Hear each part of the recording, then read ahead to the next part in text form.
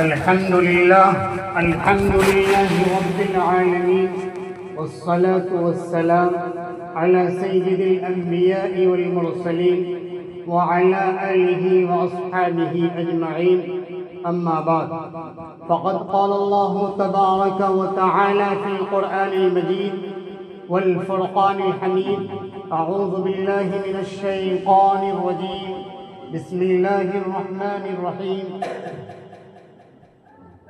وما خلقت الجن والإنس إلا ليعبدون، من تعلم القرآن وعلمه، صدق الله العلي العظيم، وصدق رسوله النبي الكريم، ونحن على ذلك من الشاهدين والشاكرين، والحمد لله رب العالمين۔ وہ لاکھوں سلام اس آقا پر، دل لاکھوں جس نے جوڑ دیے، دنیا کو دیا پیغام سکون، انسانوں کے رخ موڑ دیے، اس محسن عالم نے الیاس کیا کیا نہ دیا، انسانوں کو دستور دیا، منشور دیا، کئی راہیں دی، کئی موڑ دیے۔ زباں پر جب بھی ذکر تاجدار آئے تو لازم ہے کہ ذکر چار یار آئے، ابو بکر و عمر و عثمان و حیدر با وفا جب ہوں تو کیوں کر پھر باغ مصطفیٰ میں پھر بہار آئے۔ درود ان پر جن پر تسکین دل و جاں ہو، درود ان پر محمد مصطفیٰ کہیے۔ میرے محترم بزرگوں اور دینی بھائیوں، ایک دفعہ درود شریف پڑھ لیں۔ اللہم صلی علی محمد کما صلیت علی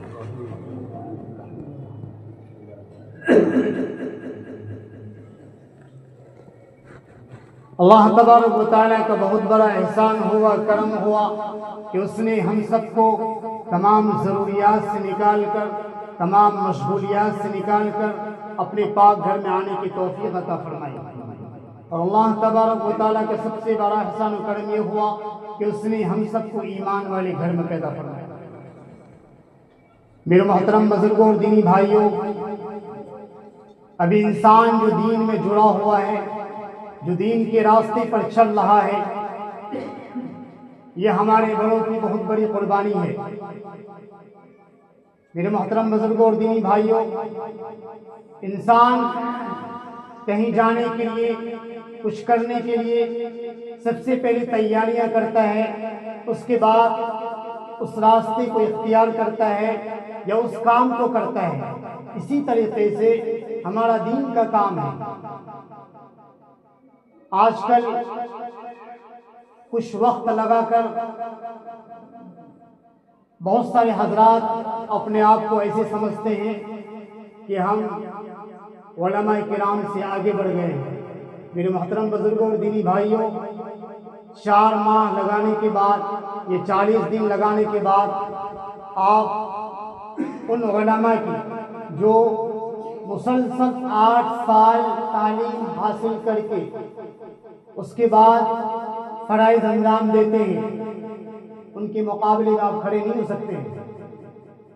اس لیے میرے محترم بزرگوں اور دینی بھائیوں، سیکھنے سکھانے کا جو مقصد ہوتا ہے وہ اللہ کی رضامندی کے لیے ہوتا ہے۔ ہم اللہ کے راستے میں جو نکل کر کے جو سیکھیں گے وہ اللہ کو راضی کرنے کے لیے سیکھیں گے۔ ہمارے اندر تکبر کی علامت نہیں آنی چاہیے۔ میں نے ایک حدیث پڑھی تھی: من تعلم القرآن وعلمہ، تم میں سب سے بہترین، سب سے اعلیٰ ترین شخص وہ ہے جو قرآن کریم کو سیکھے اور دوسروں کو سکھائے۔ دعا کیجیے کہ اللہ تبارک و تعالیٰ ہم سبوں کو قرآن پاک کی دولت سے مالا مال فرمائے۔ میرے محترم بزرگوں اور دینی بھائیوں، ابھی شعبان کا مہینہ چل رہا ہے۔ شعبان میں جو ہے رمضان کی تیاری ہوتی ہے، رجب اور شعبان، یعنی شعبان کے مہینے جو ہم تیاریاں کریں گے، رمضان المبارک میں دقت کا سامنا نہ کرنا پڑے۔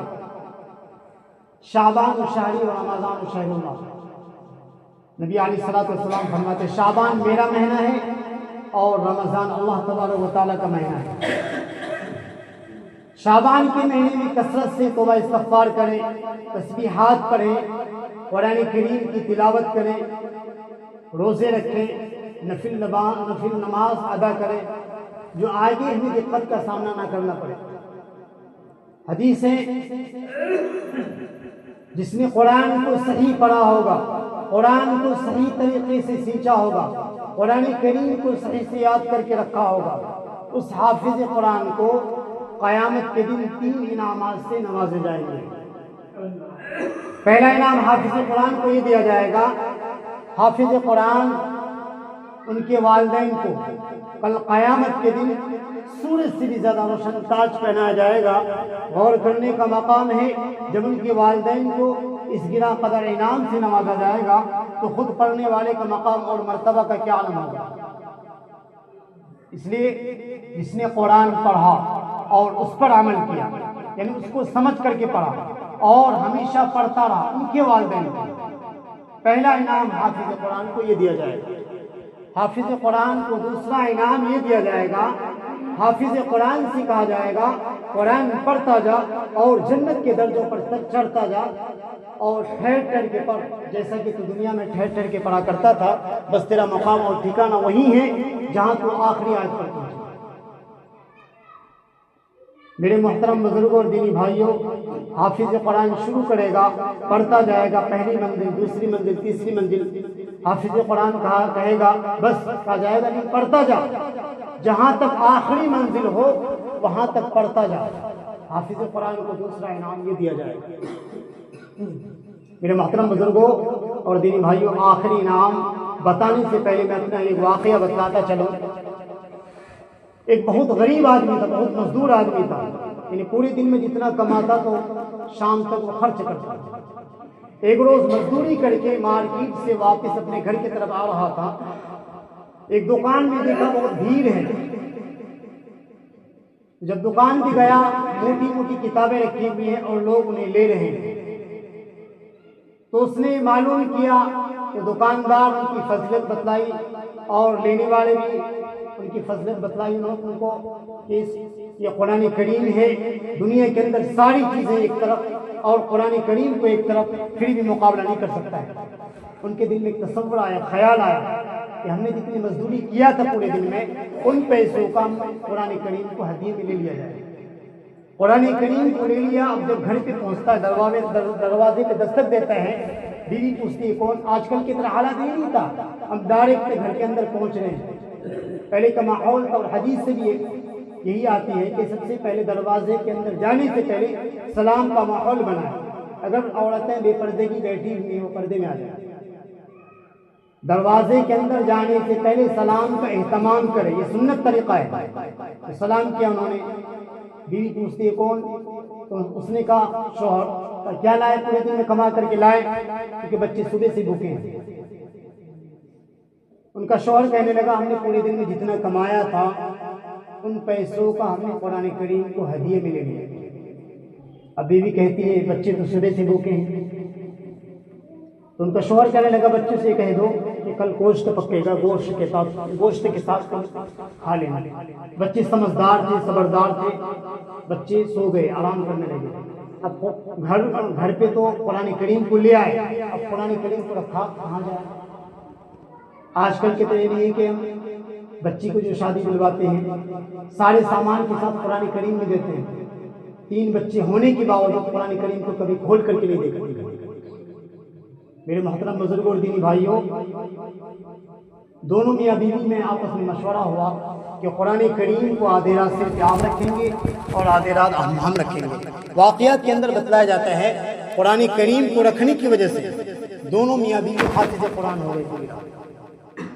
سبحان اللہ، کیا شان ہے قرآن کریم کا، کیا مرتبہ ہے۔ اس لیے میرے محترم بزرگوں اور دینی بھائیوں، قرآن کریم کو سمجھیں، قرآن کریم کو پڑھیں، قرآن کریم کا پڑھنے کا ایک معمول بنائیں۔ تھوڑا سا پانی منگوا لیں۔ قرآن کریم کو پڑھنے کا اپنے اندر شوق جذبہ پیدا کریں گے تو آپ سے بڑا دیانتدار کوئی نہیں ہے، آپ سے بڑا سخی کوئی نہیں ہے۔ آج کل یہ بتلایا جاتا ہماری عمر زائد ہو گئی، زبان نہیں پلٹے گی۔ میرے محترم بزرگوں اور دینی بھائیوں، ہمارا ایک راستہ بند ہو گیا، ابھی سینکڑوں راستے کھلے ہوئے ہیں۔ جماعت کا راستہ ہے، امام صاحب کے پاس وقت دینے کا راستہ ہے۔ اسی طریقے سے ہمارے محلے میں اڑوس پڑوس میں کوئی حافظ قرآن ہے، ان کے پاس بیٹھ کر کے سیکھ سکتے ہیں، بشرطے کہ آپ پڑھنے والے بنیں، سمجھنے والے بنیں، کیونکہ نماز پڑھنے کے لیے سب سے پہلے قرآن کریم کا صحیح ہونا ضروری ہے۔ ہماری عمر 40 سال، 50 سال، 60 سال، 80 سال عمر ہونے کے باوجود دعائے قنوت صحیح سے یاد نہیں ہے، 5 سورتیں یاد نہیں صحیح سے، اکثر و بیشتر نماز میں 4 سورتیں پڑھتے ہیں۔ رمضان المبارک کا بہت بابرکت مہینہ ہے، شعبان کا مہینہ بھی۔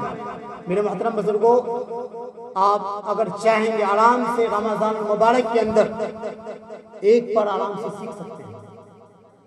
اس کے لیے آپ کو محنت کرنا ہے، وقت دینا ہے۔ جس طرح آپ کھیتی کو وقت دیتے ہیں، کام کو وقت دیتے ہیں، اسی طریقے سے ہمیں قرآن کریم کو وقت دینا پڑے گا، قرآن کریم کو سمجھنا پڑے گا۔ واقعات بہت سارے ہیں، سب سے پہلے ماننے والے بنے، سمجھنے والے بنے۔ علامہ اقبال رحمۃ اللہ علیہ کا واقعہ ہے،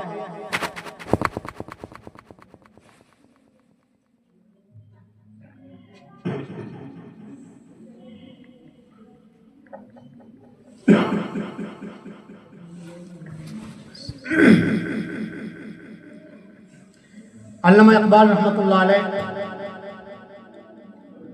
وہ بتلاتے تھے اپنے واقعہ کے اندر، میرا سفر یورپ میں ہوا، امریکہ میں ہوا، افریقہ میں ہوا، لیکن ہم نے وہاں جا کر دیکھا جس نے قرآن کریم کو چھوڑ دیا، کوئی یہودی ہو گیا، کوئی نصارہ ہو گیا، یعنی سب کا مذہب تبدیل ہو گیا۔ اس لیے شاعر نے کہا ہے، علامہ اقبال رحمۃ اللہ علیہ کا شاعر ہے، وہ معزز تھے زمانے میں مسلمان ہو کر، وہ معزز تھے زمانے میں مسلمان ہو کر، اور ہم خار ہوئے تاریخ قرآن ہو کر۔ میرے محترم بزرگوں اور دینی بھائیوں، آسمانی 4 کتابیں آئی ہیں، آپ کسی کتاب کا حافظ قرآن دکھا دیں قرآن کریم کے علاوہ؟ جس پر اتارا گیا وہی صرف حافظ قرآن ہے، توریت، انجیل، زبور۔ میرے محترم بزرگوں اور دینی بھائیوں، صرف قرآن کریم کا 7 سال، 8 سال، 10 سال، 11 سال کا بچہ آپ کو حافظ قرآن ملے گا۔ توریت کے اندر لوگوں نے رد و بدل کر دیا، انجیل کے اندر بھی لوگوں نے رد و بدل کر دیا، زبور کے اندر بھی لوگوں نے رد و بدل کر دیا، لیکن قرآن کریم کا وعدہ خود خالق کائنات نے لی ہے، اس کے اندر کوئی زیر و زبر بدل نہیں سکتا ہے۔ آج کل ہمارے اندر سمجھداری نہیں ہے، سمجھداری ہے لیکن ماننے کا شعور نہیں ہے، ماننے کا شعور ہے تو سمجھداری نہیں ہے۔ اس لیے فخر محسوس کریں، ہمارے گاؤں کے اندر مدرسہ ہے، ہمارے گاؤں کے اندر پڑھے ہوئے بچے ہیں، بہت سارے جگہ ایسے ہیں جہاں قرآن کریم پڑھنے والا نہیں ہے، قرآن کریم کو پتہ نہیں قرآن کریم کہتے کسے ہیں۔ بہت خوش نصیب ہیں ماشاءاللہ جو ہمارے اندر، ہمارے محلے کے اندر، ہمارے خاندان کے اندر حافظ قرآن ہے، ہمارے گاؤں میں مدارس ہے۔ اس لیے جو چیزیں ہیں ان کی قدردانی، اپنے آپ کو فخر محسوس کریں، قدردانی کریں، اس کو سمجھیں، ایک موقع غنیمت سمجھیں اور وقت نکالیں کچھ سیکھنے کی، کچھ سکھانے کی، کچھ سمجھنے کی، کچھ سمجھنے کے لیے، کچھ سمجھانے کے لیے۔ میرے محترم بزرگوں اور دینی بھائیوں، حافظ قرآن کو تیسری انعامات یہ دی جائیں گی۔ تیسرا انعام، حافظ قرآن ان کے خاندان میں سے 10 ایسے آدمی جن کے لیے جہنم واجب ہو چکی ہوگی، فیصلہ لیا جا چکا ہوگا اس حافظ قرآن سے، جس نے حافظ قرآن سے محبت کی ہوگی، حافظ قرآن کو صحیح نگاہ سے دیکھا ہوگا، ان کا عزت و احترام کیا ہوگا، ان کو شفقت کی نگاہ سے دیکھا ہوگا۔ 10 ایسے آدمی جن کے لیے جہنم واجب ہو چکی ہوگی، حافظ قرآن اپنی رب کی بارگاہ میں سفارش کرے گا، اس حافظ قرآن کی برکت سے اس 10 آدمی کو جنت عطا ہوگا۔ یہ ہے قرآن کا مرتبہ، قرآن کا شان۔ آج کل ایسے حافظ قرآن ملیں گے آپ کو، قرآن پڑھنے کے بعد اسے یہ بھی پتہ نہیں کہ قرآن میں کتنے پارے ہیں، کیونکہ قرآن کو بھول گیا، قرآن کو چھوڑ دیا۔ قرآن کریم کو پڑھنا کمال نہیں ہے، بلکہ اس پر عمل کرنا کمال ہے۔ شیطان سے بڑا کوئی عالم نہیں تھا، زمین و آسمان میں کوئی ایسی جگہ خالی نہیں جہاں شیطان نے سجدہ نہ کیا۔ صرف ایک غلطی تو کی تھی انہوں نے، اسجدوا، آدم علیہ السلام کو سجدہ نہیں کیا۔ اس لیے میرے محترم بزرگ اور دینی بھائیوں، اپنے بچوں کو پڑھانے سے پہلے ان کو یہ تاکید کریں کہ پڑھنے کے بعد وہ قرآن کریم کو نہ بھولیں، ہمیشہ قرآن کریم کو یاد رکھیں، قرآن کریم پر عمل کرنے والے بنیں۔ اس لیے قرآن کریم کو پڑھنے سے پہلے سمجھیں قرآن کریم ہم سے کیا کہہ رہا ہے۔ پڑھے لکھے بہت سارے ملیں گے آپ کو، لیکن ان کا جو صحیح طور طریقہ ہے، ترتیب ہے، وہ بتانے والے آپ کو نہیں ملیں گے۔ اس لیے میرے محترم بزرگ اور دینی بھائیوں، وقت کو قیمتی سمجھیں، وقت کا پتہ نہیں ہے۔ اس لیے ہمارے آس پاس اگر کوئی حافظ قرآن ہے یا کوئی مدارس ہے تو ان سے سیکھنے کی کوشش کریں، یا پھر دین کے راستے میں نکلنے کی کوشش کریں گے انشاءاللہ، قرآن کریم کو سیکھیں گے، سمجھیں گے انشاءاللہ۔ اللہ تبارک و تعالیٰ کا ہمیں سننے سے زیادہ کی توفیق۔